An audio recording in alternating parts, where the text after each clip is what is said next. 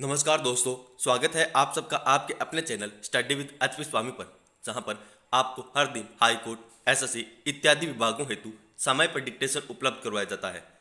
दोस्तों, आज का यह डिक्टेशन 80 शब्द प्रति मिनट रहेगा। स्टार्ट होगा 5 सेकंड बाद।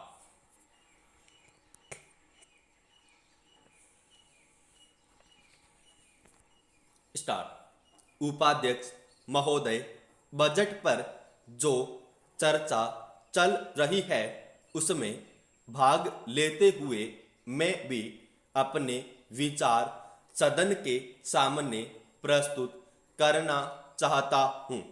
इस पर विचार करते समय दो स्थितियों को हमें दृष्टि में रखना होगा। एक दृष्टि यह है कि किस स्थिति में हमारा देश गुजर रहा है, उसमें हमें क्या करना है, और दूसरी दृष्टि यह है कि भविष्य में देश को किस दिशा में ले जाना चाहते हैं। जब तक इन दोनों दृष्टिकोणों को सामने रखते हुए इस बजट को नहीं जांचेंगे, तब तक हम यह निर्णय नहीं कर पाएंगे कि यह जो बजट हमारे सामने रखा गया है वह देश की दृष्टि में उचित बजट है या नहीं। जब मैं इस समय की स्थिति को देखता हूँ तो मेरे सामने देश की संकटकालीन स्थिति आ जाती है। किस तरह से चीन और पाकिस्तान की तरफ से हमको खतरा है, किस तरह से वे देश पर हमला करना चाहते हैं, और किस तरह से हमारी आपसी एकता को मिटाकर हमको लड़ाकर देश में देशद्रोह फैलाना चाहते हैं। इसके साथ ही साथ जब मैं पिछले बजट को सामने रखता हूँ तो मुझे यह कहना पड़ता है कि आज का बजट चाहे जिस स्थिति में भी रखा गया हो, बहुत सुंदर बजट है। एक ईमानदार कोशिश हमारे वित्त मंत्री महोदय ने इस बजट को तैयार करते समय की है, लेकिन एक राजनीतिज्ञ की दृष्टि से जब मैं देश के भविष्य की ओर देखता हूँ तो मुझे यह कहने में कोई संकोच नहीं होता है कि कोई विशेष समाधान इस बजट से नहीं निकलता।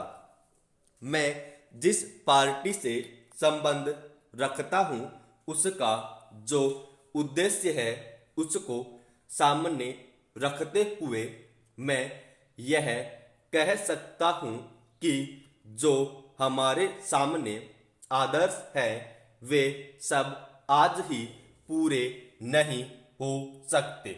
हमारे वित्त मंत्री या हमारी सरकार आज ही सब कुछ नहीं कर सकती या स्वर्ग लाकर हमारे सामने खड़ा नहीं कर सकती, लेकिन फिर भी यह मैं अवश्य देखना चाहता हूँ कि हमारा देश आगे बढ़ रहा है या नहीं।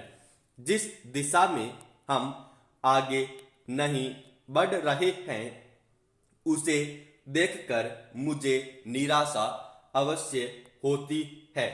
जो प्रस्ताव कांग्रेस अधिवेशन में पास हुआ उसके मूलभूत विचार में आपके सामने रखना चाहता हूँ। वहाँ हमने यह निश्चय किया था कि वर्तमान पंचवर्षीय योजना खत्म होने तक देश की जनता की जरूरत की चीजें पूरी कर दी जाएंगी। उपाध्यक्ष महोदय, उसमें हमने साफ साफ कहा था कि जो गरीब वर्ग जिसकी गरीबी के बारे में सभी जानते हैं उसको देश की आमदनी का औसत है वह अवश्य ही मिल जाएगा और इस दिशा में हमारा प्रयत्न जारी रहे।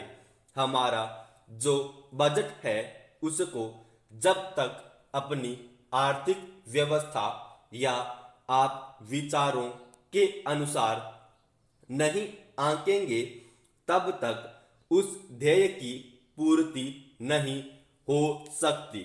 यदि इस दृष्टि से अपने बजट को देखते हैं तो हम इसे न अधिक और न कम नंबर दे सकते हैं। मेरी प्रार्थना यह है कि सरकारी या सरकार जिन संस्थाओं को सहयोग देती है उन्हें आदेश दिया जाए कि वे देश की उन्नति का विचार को परंतु खाने की पुष्टि देकर नहीं। यह कार्य शीघ्र से शीघ्र होना चाहिए। इसका कारण यह है कि उच्च श्रेणी आम जनता का आदर्श होती है और कुछ उच्च श्रेणी के लोग करते हैं उसकी नकल कनिष्ठ श्रेणी के लोग करते हैं। इसलिए यह काम पहले उच्च श्रेणी पर हो जाए तो आम जनता का प्रभाव अवश्य गहरा पड़ेगा। सप्ताह में 2 बार भोजन छोड़ने का जो मेरा सुझाव है इससे न केवल अनाज वरन ईंधन तेल कोयला आदि सब की बचत होगी। भोजन छोड़ने के अलावा अन्न बचाने का और भी एक तरीका है वह भी सामाजिक श्रेणी पर किया जा सकता है। जानते हैं कि इस देश में 10% अन्न कौन खराब करता है?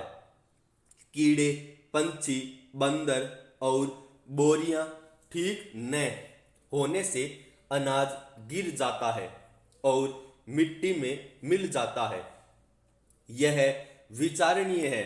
इस प्रकार 80 लाख टन बर्बाद होने वाले अन्न को बचाया जाए तो भारतवर्ष को किसी भी देश से अन्न की भिक्षा मांगने की आवश्यकता नहीं पड़ेगी।